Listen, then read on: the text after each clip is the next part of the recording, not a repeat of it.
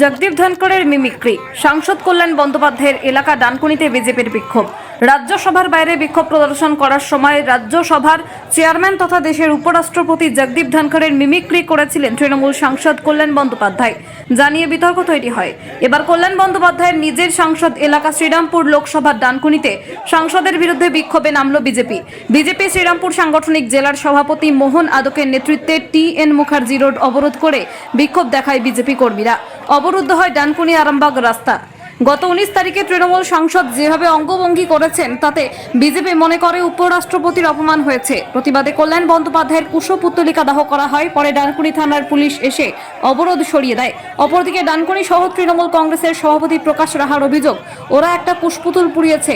মোদি দিদিকে নিয়ে যে মন্তব্য করেছে তাতে 10টা কুশপুতুল পোড়ানোর দরকার ছিল। কি কারণে আপনাদের এই প্রতিবাদ?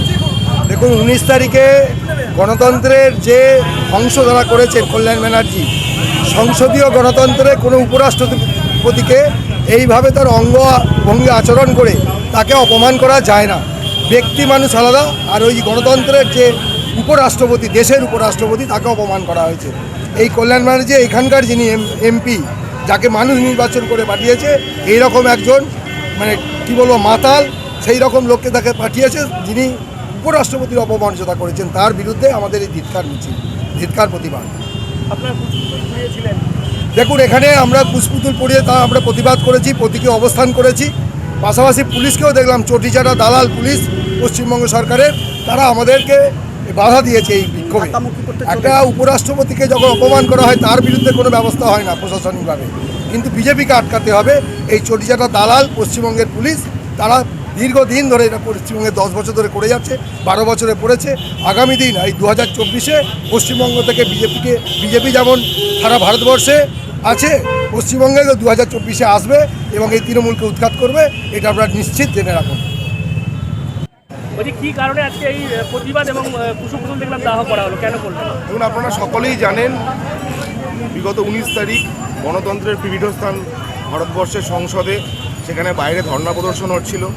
কল্যাণ ব্যানার্জি সহ ইন্ডি জোটের যত নেতারা, তারা আমাদের উপরাষ্ট্রপতি জগদীপ ধনকর সাহাবকে তারা বডি শেমিং করেন, নানানভাবে তাকে অপমান করেন এবং বিলো দ্য বেল্ট আক্রমণ করেন।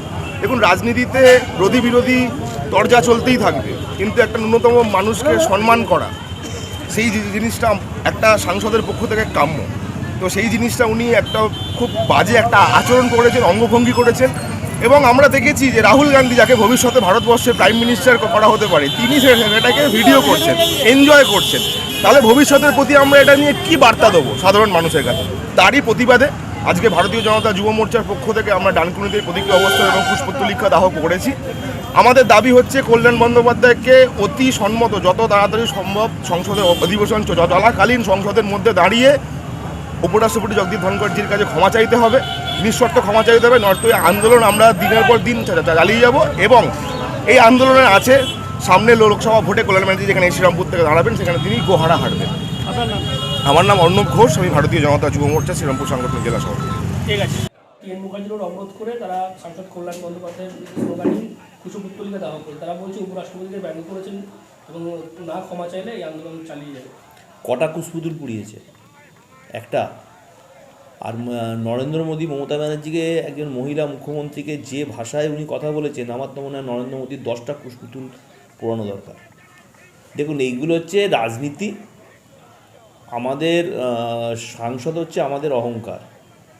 তার যা যোগ্যতা, তার যা কর্মকাণ্ড, তার যা ব্যক্তিগত তিনি যে পেশাতে যুক্ত, সেখানে তার যা কার্যকলাপ, এইসবে বিজেপি পেরে উঠছে না। তার জন্যে একটা ছোটোখাটো যে কোনো একটা ইস্যুকে সামনে রেখে জনজীবনকে কী করে ব্যতিব্যস্ত করা যায়, কী করে অশান্তি তৈরি করা যায়, কী করে রাজনৈতিক হানাহানিকে বাংলার মাটিতে নিয়ে আসা যায়, এই সমস্ত নোংরা চক্রান্ত করছে। সাধারণ মানুষের এতে ক্ষতি হচ্ছে, রাজনৈতিক যে বাতাবরণ সেটা নষ্ট হচ্ছে। এবং ওনারা বলছেন যে শ্রীরামপুর লোকসভা কেন্দ্রের সাংসদ, এখানে ভোটে প্রভাব পড়তে পারে যেহেতু উপরাষ্ট্রপতিকে ব্যঙ্গ করেছে।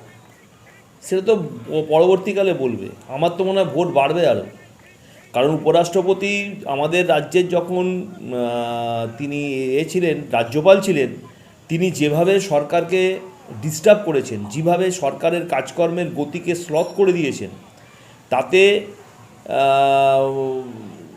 যা করেছেন সেটা মানে আমাদের খুব লজ্জা যে এরকম একটা মানুষ তিনি এখানে রাজ্যপাল হয়ে এসেছিলেন, যেখানে আমরা গোপালকৃষ্ণ গান্ধীর মতো মানুষকে পেয়েছিলাম, শ্যামল সেনের মতো মানুষকে পেয়েছিলাম, বহু মানুষকে, গুণী মানুষকে পেয়েছিলাম রাজ্যপাল হিসেবে।